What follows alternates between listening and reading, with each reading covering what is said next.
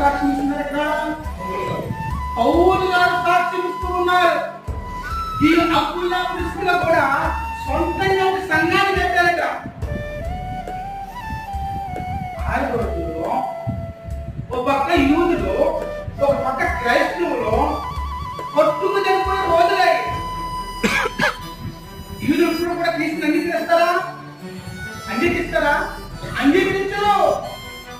ఇప్పుడు కూడా క్రీస్తు కాదు, దేవుడు కాదు, ఆయన గొప్పవాడు, ఆయన ప్రవక్త, ఆయన మానవుడు అని చెప్పేసి యూదులు ఇప్పుడు కూడా నమ్మరు.